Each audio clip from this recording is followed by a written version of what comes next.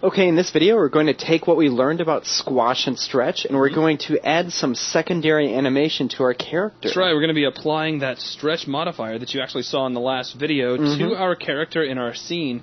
And at first you're going to notice things are behaving a little differently than what you saw in the previous video. Yeah. Please demonstrate. I sure will. Oops, pardon me. I'm going to go ahead. That's actually the right mouse button. Yes, it is. And I slipped on my keyboard. Pardon me. So now I'm going to go ahead and apply my stretch modifier. And let's see what happens if we do a little stretching. Ooh. You'll notice the behavior is a little bit different than it was in the previous video. In the first place, when we stretch, we go down through the floor. And then when we squash back down, you'll notice we kind of pull away from the floor. Right. The reason for this is that the modifier was actually created with the object's pivot point in mind, and right now our object's pivot is right in the center of the object. Right, and before it was actually at the base of our object. Right, because we used that whole base to pivot thing when we created the sphere before. Now, that's not necessarily a problem. We can adjust the pivot point for our object beforehand, but we had to do it before we actually apply this modifier. Right. If we actually adjust the pivot now, and I'll show you real quickly, it actually doesn't really affect our modifier's shape of influence, if you will.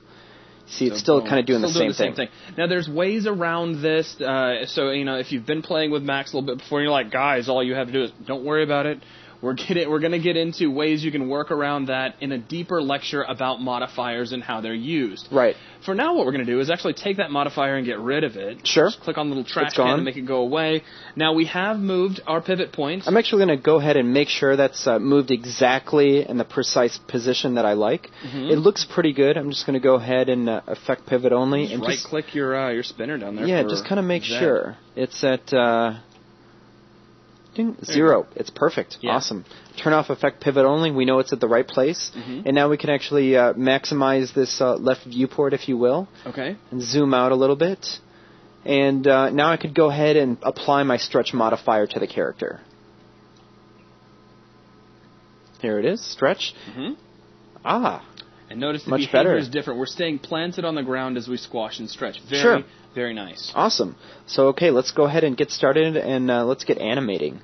What we want to do is we want to have our ball stretch at the apex of each bounce. That's right. You want him to be squashed down when he's on the ground. Right. Now, your first impulse may be to, well, he's starting out the animation, on the ground. Let's go ahead and squash him down, which you can do. It's totally cool if you want to do that, but think about this for just a moment.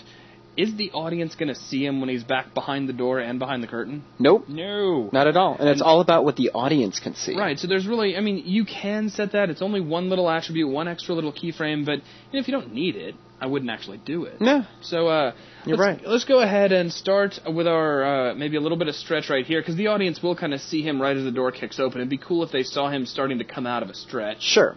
So I'm going to go ahead and turn on auto key. And I'll give him a little bit of a stretch. not too much. He's not like really stretched out and scared. So maybe a value of about 0.7. Sure. Yeah, that work for you? That works fine. Sure, you can kind of play the director and, let me know. Critique me here. I think that'll work. Cool. Give him a little bit of a capsule shape. Now, given that as he's coming down, he's going to be losing a little bit of that stretch, which will be important because you don't want him to bang his head on the doorframe like he does right there. You can actually see that he just barely clears it, but he'll clear it even better. I don't think he does clear it. I think he nails the doorframe if you look real close. Clip. Yeah. Back one frame. I'll show you. Blam, right there. Ooh, yeah. Yeah, he bloodied himself. Penetration in there. So we're going to go ahead and key our squash, and then we can actually go back and tweak that stretch if necessary. Right, now notice he's using auto key in this case. You can use set key, but you need to make sure that your key filters are set to accept modifiers. Right. But, again, auto key in this case is probably going to be a lot easier for you to use. Yeah, that works great. So now we're going to go ahead and give him some squash. Okay. Maybe about down like this. Maybe negative 0.7 might work okay. Looks good. And now let's go back. And notice now he clears the door. Yep. Very cool. Also notice a couple other things, though, with our first little bounce here. If you drag right about here, go back one frame, notice how he's already squashed down before he even hits the ground. It's like he's anticipating the bounce. Like he's afraid of the ground. Now, we're going to be handling that a little bit later. For now, don't worry about it. Sure. You can think of this as getting our key poses in, where, in the air we're stretched out, on the ground we're squashed, and then later on, just like we did before, we'll go back into our animation curves and add a little more finesse, make them look a little more proper, I guess you could say. Sure, that works great. So now let's go ahead and key our next stretch. over here at the apex, about 74. And I'm just going to go ahead and change this, get rid of the negative sign, so we have 0.7. Okay. You can kind of play, just scroll back through, let's see how he makes it through the door. Yeah, it looks like everything works out very well. Yeah. So there you go. Do our next squash animation. Just go ahead and key in a negative sign there. Now, you can put a little bit of variation here. It doesn't have to be between 7 and -7. And a little bit of variation might actually help, might make things look a little more natural as he's bouncing up and down. That's a very good point. And just to demonstrate that, I'll give him a stretch of 0.6 here. Sure. Squash him down again. Now for this one, he's making kind of a hard bounce here because he's trying to get way up onto a stool. Yeah. So you might want to give him a little bit of extra stretch. Sure. That's maybe we can, that should a little work. less, maybe just like one less. There you go. Okay. Cool. So now he's actually going to squash down, but maybe we can play with this and have a little fun. Okay, go for it. So I was thinking, instead of having him, just immediately stretch right out, why don't we give like a little stretch about a few frames in? Okay. So he's kind of got like a wobble when he moves. Gotcha. I think that'd be kind of neat. And then 3 more frames, down again. Kind of losing some of that. Kind of tapering off. Yeah. And then 3 more frames, and then we'll just have him be done there. Cool. So now we go ahead and zoom out. Play back through this. Let's see how this looks. Turn off auto key, rewind, hit play.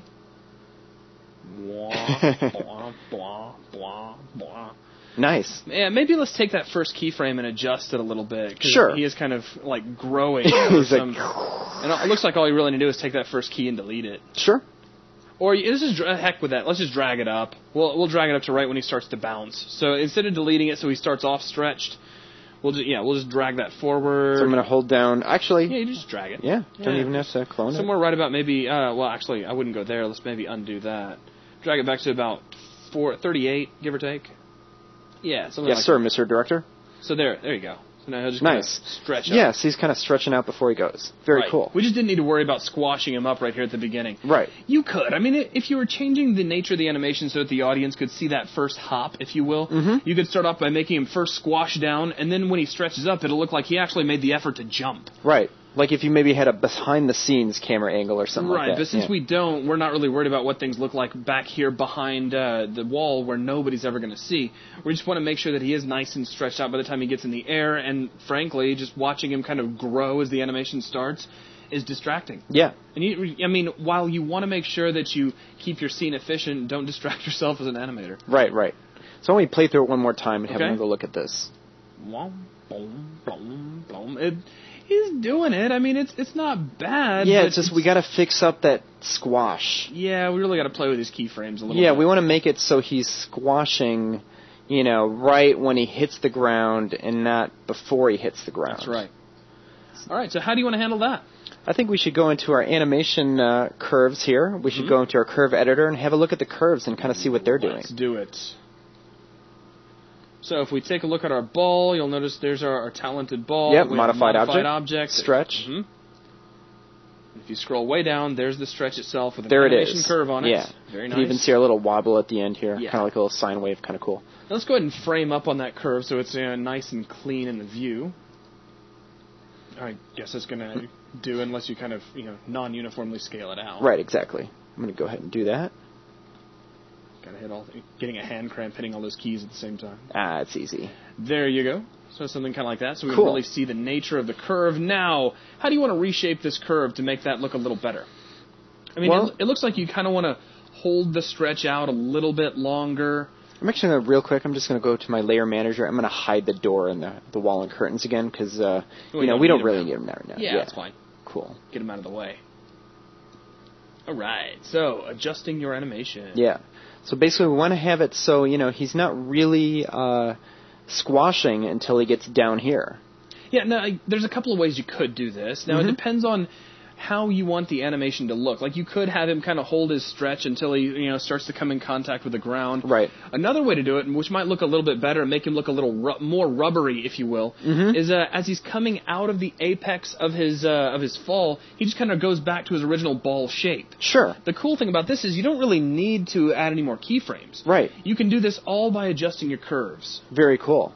So why don't we go ahead and, we'll kind of play with these tangent handles, see what kind of behavior we're getting. Okay. So I'm going to go ahead now and just take this tangent handle here, and I'm actually going to turn off my lock tangent handles. I'm going to hold down Shift to break the tangents. I'm going to kind of bring it up here a little bit and add some weight to it. Now let's take a look at what he just did. I mean, before we hit play and you guys actually see what's going on, we have tried to read animation curves based on motion a lot. Right. We haven't done a lot of animation curves based on other attributes, so let's kind of focus on what's going on here. Sure. In the first segment of this curve, in between the first two keyframes, we start off with a stretch value of 0. You can see that we kind of gradually accelerate up into a stretch position. And then that acceleration kind of tapers off as we go into the height of our first jump. Now, we're not really worried too much about this first segment because that's kind of off camera. Yeah. That's just kind of like a setup area. Now, this second one, this is important because this is the first time the audience starts to actually see the ball. We start off fully stretched out, and then as we are falling through the air, we start to reduce, and right about here, it looks, if you kind of look down at the screen, we're at 0. You can see verified in the screen that we've pretty much returned to the ball's original shape. That's right. And this is like is it one frame before we hit the ground? It looks like it is. At one frame right before the ground, we are back to an original ball shape. Right as we impact the ground, though, boom, we have really quickly changed shape. So our curve has very rapidly entered a keyframe after accelerating, so that now that we're on the ground, we are squashed down. Right. And so basically, because we can always see feedback in the viewport based on what we're doing here in the animation curves, I decided to make things easy for myself. I actually went to the frame where I wanted to see the behavior change. Gotcha. So that way we could actually see it happening in the viewport. We know that right before it hits the ground, we want him to be, this standard circular shape. Right, back to his kind of default ball shape. Yeah, because we don't want him to squash until the ground is actually hitting him, thereby squashing him. That's right, and what this is going to do is this will suggest to the audience that this ball is kind of a rubbery thing, that if you were to stretch it and let it go, it'll kind of wobble and come back to a ball shape. Yep. And if you squashed it and let go, it's going to, again, go back to a ball shape. Sure, very cool. So now, why don't we this time go ahead and select all of these keyframes here. I'm going to leave the last one at the stool till last, do that one separately. Okay. And I'm going to lock my tangents. You do the same thing to all of them at once, aren't exactly. you? You cheater. Just saving time. There's no Max cheating do in the 3D. work for us. Yeah. Whatever the audience doesn't know, they don't have to know. That's right. Yeah. So now I'm going to go ahead and, even though I've Unless locked my you're doing tangents... behind-the-scenes specials for a DVD. Exactly. Then you have to come clean. No. Yeah. So then you actually let the audience in on things, and they feel good about that. There you go. Yeah. So now I'm going to hold down Shift, and then drag, and I'm going to adjust all of these at once, add some weight to them. And I want to get it at about 0. It doesn't have to be exact. And... yeah, that looks pretty good. Something close. Yeah, I might pull it up a little bit more while holding down Shift. And you may have to go in and you're getting the basic behavior on all 3 tangents at the same time, but you might have to switch off lock tangents and actually change them on an individual level. That's right. You're I'm just going to go saving back a to my little bit next of time. And again, see this one here. I am going to turn off lock tangents, and I will adjust this one separately. Okay. Just to uniform out his shape a little bit more. Now let's see how this one works here. And again with this one, I'm just going to pull it up a little bit more. That looks pretty good. Okay. And now this one I'm actually, let's see how, this one I will actually leave. Okay. Because, I want him to kind of have that wobbling shape, kind of like a filtered tapering off Let's take a sine look wave. at the timing of that wobble. Go ahead and Sure. hit play real quick. Let's just see what it looks like when you hit play.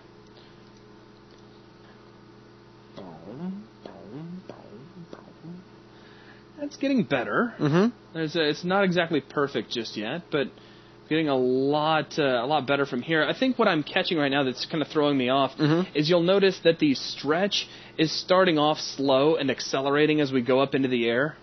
And that's kind of throwing off our look a little bit. So we're going to need to control like the out tangent of those bottom keys as well. Okay. Because you can see how that curve still has kind of that S shape on in this case, like the third segment of the curve. Sure.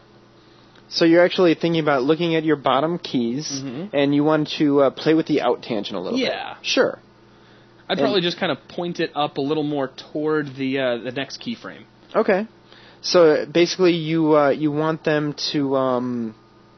Well, I can show you. Sure, yeah. I get what you're saying. Yeah, I mean, I'm just like, you'd grab like this guy and you can take his tangent, maybe aim it up here a little bit. Sure. And the reason being is that way when you're coming out, your stretch is going to go up at a constant rate. Because what we have right now is the stretch accelerates. Right. And that gives us this kind of weird hang as we start to stretch our ball back up. So if I come through just real quick and notice I'm just kind of aiming this like as if it were a trajectory right at the next key. And we'll do this. You could also set your tangent types to linear for the out tangent. I'm just kind of doing it by hand for the fun of it. And that's cool. There we go. Now let's go ahead and just kind of rewind and have a look at this. So, boom, boom, boom. So now he's got that sort of constant rate of stretch as he leaves the ground. Basically, you really wanted a fast out as well as a fast in. Well, I can't really say a fast out because if it were a fast, but it is pretty fast. It is, but that's because our keys are really close together in this case. Okay. If we were to maybe come in here, let me go ahead and hit stop, and let's non-uniformly scale all of this out. So. I mean, it's not quite fast. Not quite as fast. Right, because if it were fast, we'd have like this upward arc. Sure. It's closer to say that we have a behavior that's very linear coming out of the key, and then we are kind of letting it slow down. So we're not staying linear, like out of this and into this. We're just doing linear out. In fact, just for the sake of a lesson, because we are teaching this, let's go ahead. Let's go with linear, and let's set our out tangent to linear. And you're getting the exact linear tangent. Yep, and now we can do that with all three of these guys over here, and click over here and do the same thing. And notice that, like I already had it pretty close to that. So linear like so, and I think that'll do. Sure. So let's go ahead and let me take my non-uniform scale, and I've got to remember to drag down first. That'll make things a lot easier. So there's our whole curve. In fact, we could just go ahead and we'll frame it up like so. Now when we rewind and hit play, boom, boom, boom. Our bounce as we go up keeps a constant rate of motion. It's not like, because what we had before with the S curve is he would actually leave the ground and he would just real slowly start to stretch. Right. And then the stretch would accelerate as he went up into the air, which doesn't really make a lot of sense. Right. If we have this constant rate of stretch, it's going to feel more like he's actually hopping. Right. Like the bounce is in reaction to what's going on. He's stretching out at the very exact same rate. Awesome. Yeah. Now, from here, let's take a look at that little wobble right as we land on the stool. Okay. So let's go ahead and just hit play right as it happens. We'll get an idea of what's going on here. Could speed that up a little bit. Sure. And maybe just grab the keys and drag them all a little bit closer together. Or if you want to get really fancy, you could scale them. We're going to scale them. Awesome. I like that. So we're going to select our Scale Keys tool, which is actually right over here. We're going to do a little bit of a zoom in. Okay. And now we're actually scaling about where our timeline is actually located. Make sure you select the keys in question. Yes, that's very important as well. And so now you see here you can actually scale about this nice. this time slider. Yeah, very, very handy. And because we're limited to scaling, we're not actually affecting the value or the up and down motion. Right. So we can basically kind of put it wherever we want. All right, now let's go ahead and just rewind and hit play. Much faster. Now, of course, you could add a few more things to that. Our goal here is not to sit here and dwell on things that you can do on the stool. Really, that's going to be your guys' job. Exactly. After you guys finish your animation and get your guy up on the stool, it'll be your turn to take over, show us that you learned a thing or two, and come up with some kind of cool show for your talented ball to do. Entertain us. Make us laugh. Make us cry. But really with that, I think we have animated our squash and stretch very well. And let's go ahead and jump back to a perspective view real quick, and let's take one last look at the scene. Sure, yeah. Why don't we go ahead and turn on everything? I was just going to say, let's go ahead and bring up the rest of our scene elements. We'll actually unfreeze everything. We're going to hide the layer manager, maximize perspective view. Okay. And I'll go ahead and zoom out kind of at a cool camera angle, if you will. Kind of zooming in there. Okay. I'm being a little picky, but that's okay. A little picky. Yeah. So now I'm going to go ahead, deselect everything, hit rewind, and hit play, and let's watch the show. Okay. Boom, boing, boing, ding. Nice. Cool. So yeah, maybe that little wobble at the end was just a little bit too quick. I don't know. By looking at this angle, it looks a little different, but that's okay. We can adjust all of that, a little bit later, or just, again, I'm not too worried about it. We've got our goal pretty much taken care of. Yeah. And that is going to wrap things up for this video. Thanks a lot. Thanks, everyone.